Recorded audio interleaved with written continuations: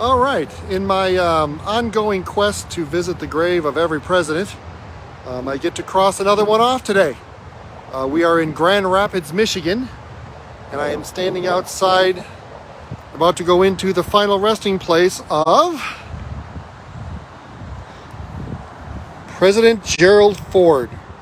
Beyond these gates is the final resting place of our nation's 38th president, Gerald R. Ford, and his wife, Elizabeth. We are at the Gerald Ford Presidential Museum and Library, I think it's called. And down here it tells what he was. President of the United States, Vice President, United States House of Representatives, United States Navy. So we're going to take a walk in here. It's a nice little area. It's a little garden they got set up here.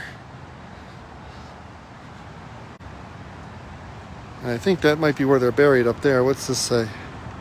Sugar maple tree was planted by crew members of the USS Gerald Ford in a living tribute to their ship's namesake. What sugar maple? Probably that. Probably that tree right there. So, take a walk up here.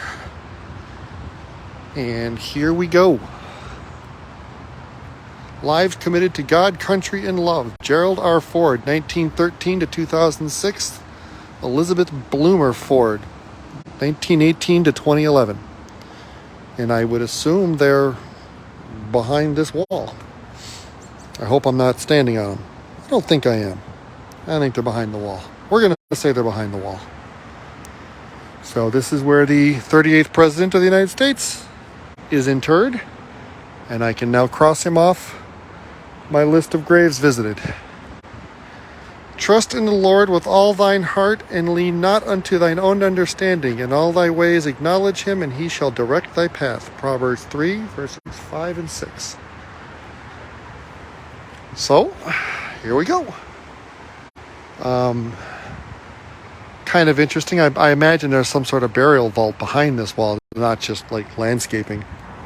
Because that would be kind of weird to bury somebody just with landscaping, especially someone like our president. So,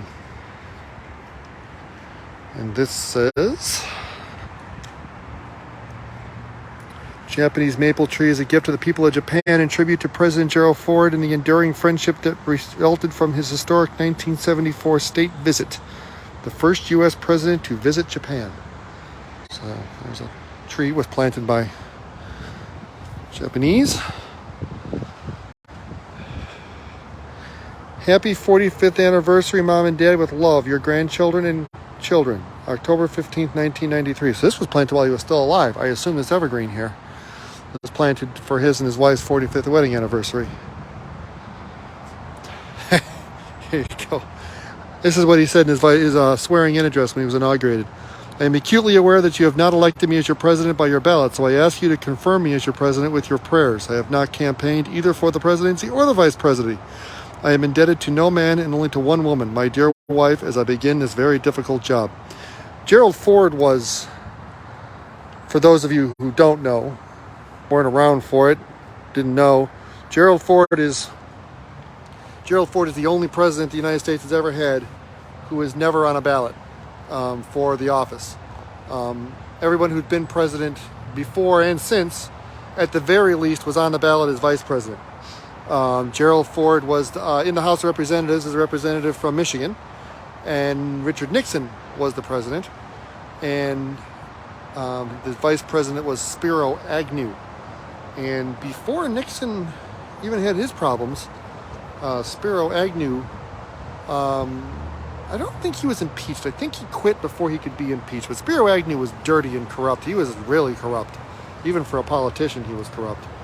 And he had to step down. And so Nixon named Ford as his vice president. And then when Nixon's own corruption got to him, and he had to quit before he got impeached, Ford stepped into the job. So Ford is the only president we've ever had that was never voted into the executive branch, let's say, because several presidents became president after their president died, but they were vice president.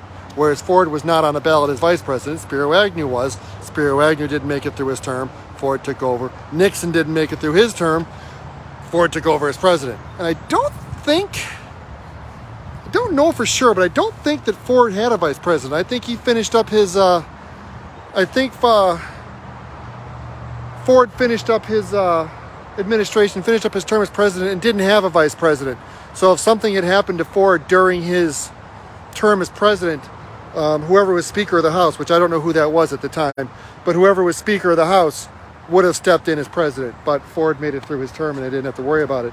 But yeah, so this has been the grave of Gerald Ford, the 38th president of the United States, and the only one that was never elected to the executive branch by popular vote. Have a good day.